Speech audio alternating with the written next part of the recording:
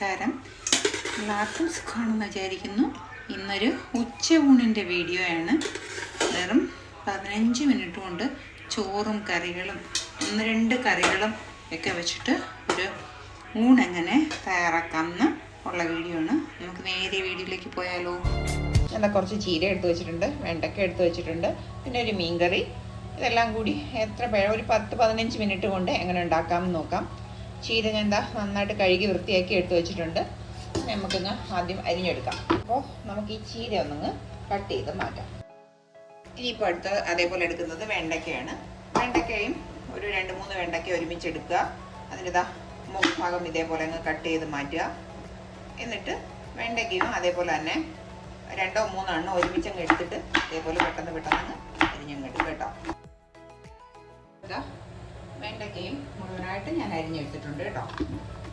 എല്ലാം അങ്ങ് അരിഞ്ഞ് ആദ്യമേ അങ്ങ് വെച്ച് കഴിഞ്ഞാൽ നമുക്ക് ബാക്കിയുള്ള പണികളും ചെയ്യാം. ഈ 2 അടുപ്പിലായിട്ട് ഇരുന്നങ്ങ് ആവുകയും ചെയ്യും. ഇരിക്കുന്നത് 2 സവാളയും കുറച്ച് വെളുത്തുള്ളി എടുത്ത് വെച്ചിട്ടുണ്ട്.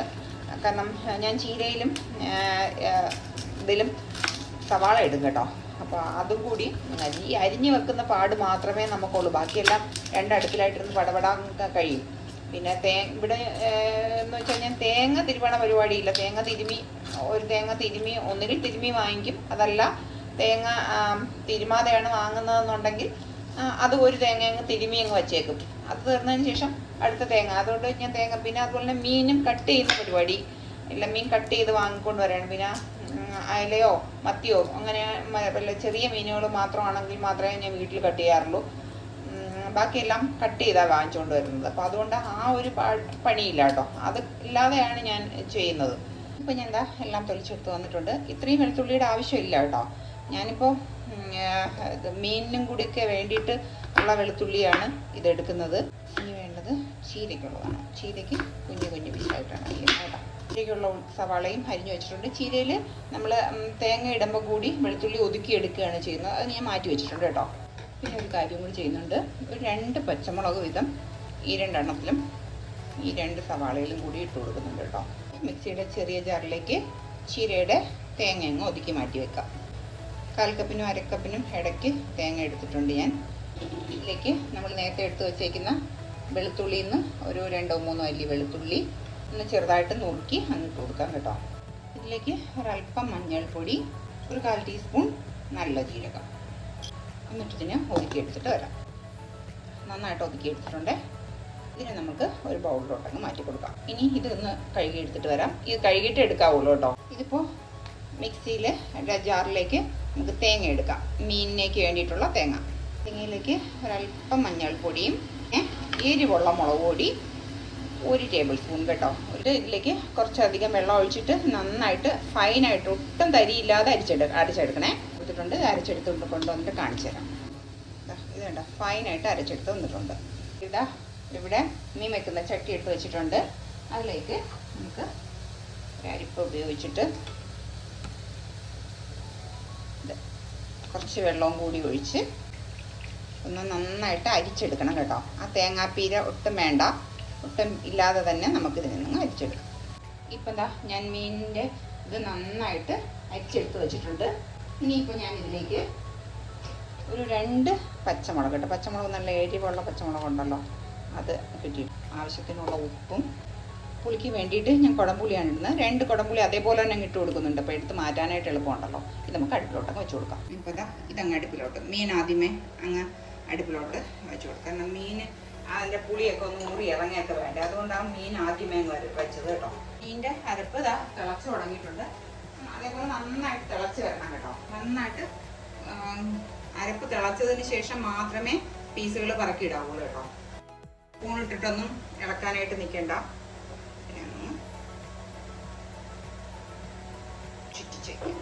ഈ വരുന്ന സമയത്ത് നമുക്ക് വാങ്ങി വെക്കാം. ഞാൻ അടുത്തത് കാണിച്ചു തരാം. പാത്രം അടുപ്പത്ത് വെച്ചിട്ടുണ്ട്. നമുക്ക് ആദ്യം വെണ്ടയ്ക്ക അങ്ങ് മെഴുക്കുവരട്ടി എടുക്കാം.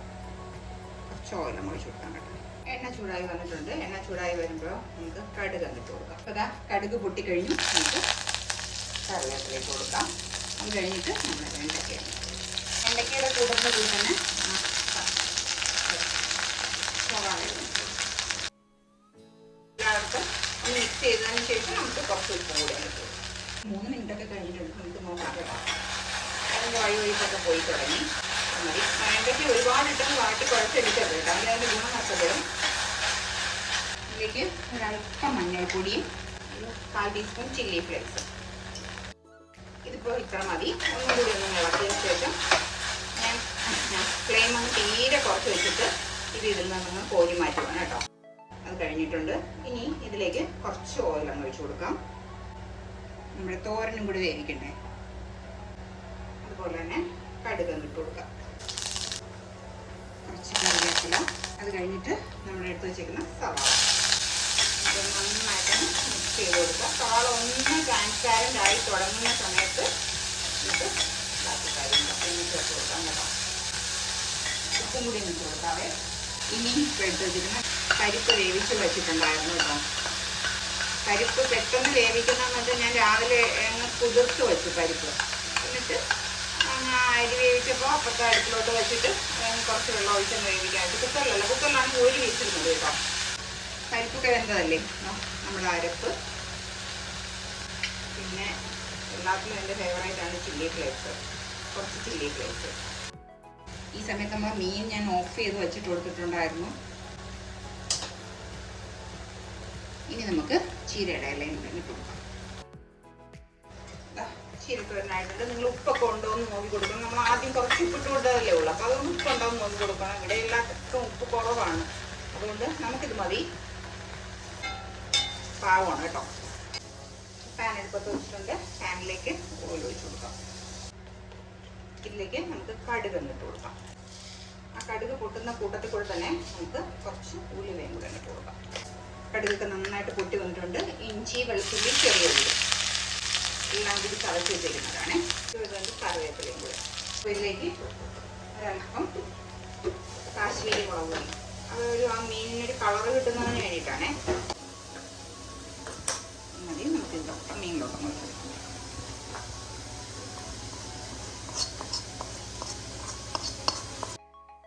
ഇതൊന്നും കൂടി ഒന്ന് ചുറ്റിച്ചിട്ട് നമുക്കിതങ്ങ് ഇതിൻ്റെ ആ മണമൊക്കെ ഇതിൽ നിന്നൊന്നും ഇറങ്ങട്ടെ കേട്ടോ. നമുക്ക് അടച്ചു നോക്കാം.